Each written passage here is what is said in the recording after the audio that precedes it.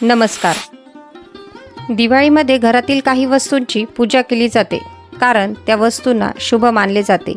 त्यांचा वापर घरातील शांती, स्वच्छता आणि समृद्धी साधण्यासाठी केला जातो. तसेच धार्मिक आणि आध्यात्मिक दृष्टिकोनातूनही काही वस्तू या विशेष महत्त्वाच्या आहेत. त्या वस्तू कोणत्या आहेत आणि त्याचे काय लाभ होतात याची सविस्तर माहिती आपण जाणून घेऊया. पहिली वस्तू आहे ती म्हणजे झाडू. झाडू घरातील स्वच्छतेचे प्रतीक आहे आणि त्याचे धार्मिक महत्त्व आहे. झाडूचा वापर करून घरातील धूळ, कचरा आणि नकारात्मक ऊर्जा दूर केली जाते. दिवाळीच्या दिवसात विशेषतः लक्ष्मीपूजनाच्या वेळी झाडूची पूजा केली जाते कारण झाडूला देवी लक्ष्मीशी संबंधित मानले जाते. झाडूची पूजा केल्याने लक्ष्मी घरात स्थिर होते, घर स्वच्छ राहते आणि नकारात्मकता दूर होते. नवीन झाडू खरेदी करून ते शुभ मानले जाते. घरातील नकारात्मक शक्ती दूर होतात, संपत्ती आणि समृद्धी वाढते. तसंच स्वच्छतेमुळेही लक्ष्मीचा वास होतो.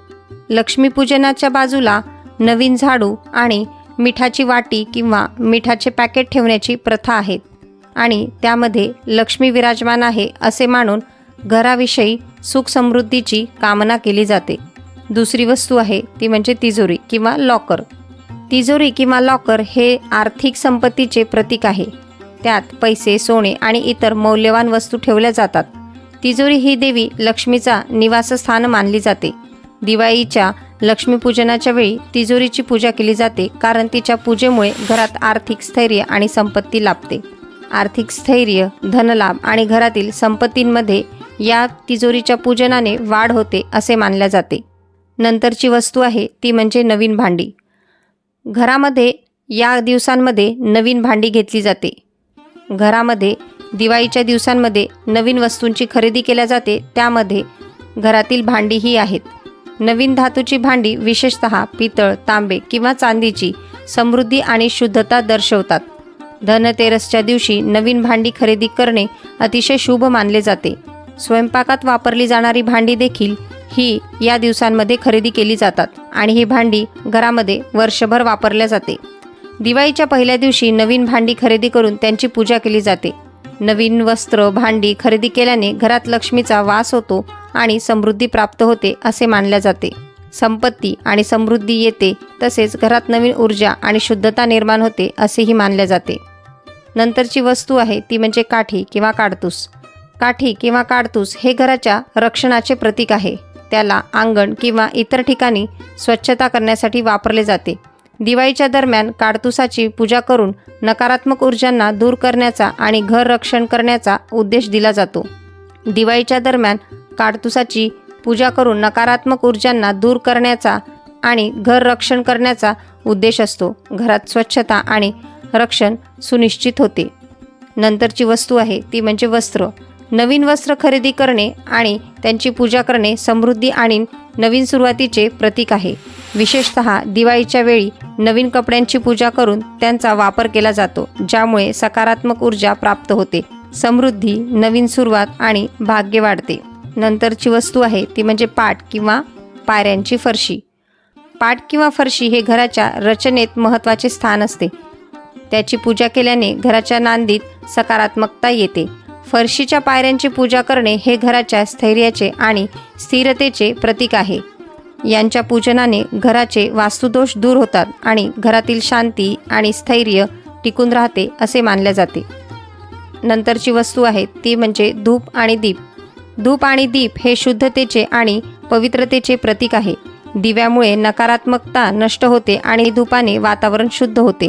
प्रत्येक धार्मिक पूजेमध्ये धूप आणि दीप लावले जातात, ज्यामुळे वातावरण शुद्ध आणि सकारात्मक बनते. सकारात्मक ऊर्जा, शांती आणि आध्यात्मिक उन्नती हे याचे प्रतीक आहे. नंतरची वस्तू आहे पाण्याचा कलश. पाण्याचा कलश पवित्रतेचे आणि समृद्धीचे प्रतीक आहे. याला देवी लक्ष्मीच्या स्वागतासाठी ठेवले जाते. पाण्याचा कलश लक्ष्मीपूजनात महत्त्वाचा असतो. त्याच्यावर फूल, पान आणि हळद कुंकू लावून पूजा केली जाते.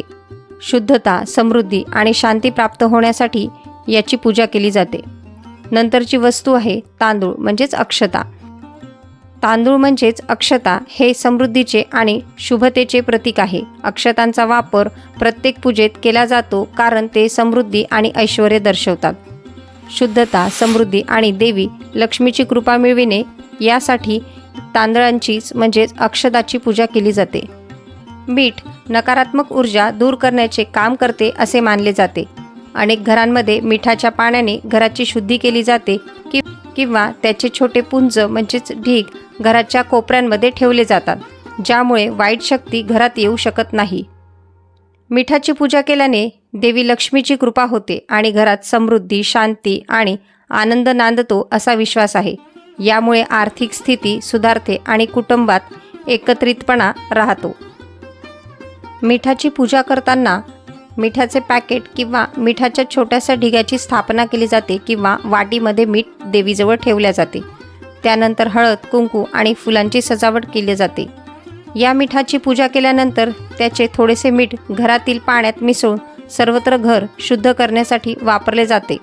काही ठिकाणी गृहप्रवेश आणि दिवाळीच्या पहिल्या दिवशी मिठाची पूजा केली जाते आणि ते नंतर अन्नात वापरले जाते, ज्यामुळे संपत्ती आणि समृद्धी प्राप्त होते. शुद्धता आणि सकारात्मकता हे मिठाचे गुण आहे.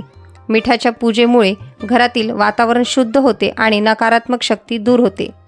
या वस्तू दिवाळीमध्ये पूजा केल्याने घरात स्वच्छता, समृद्धी आणि सकारात्मकता वाढते. तसेच देवी लक्ष्मीची कृपा प्राप्त होते. धन्यवाद.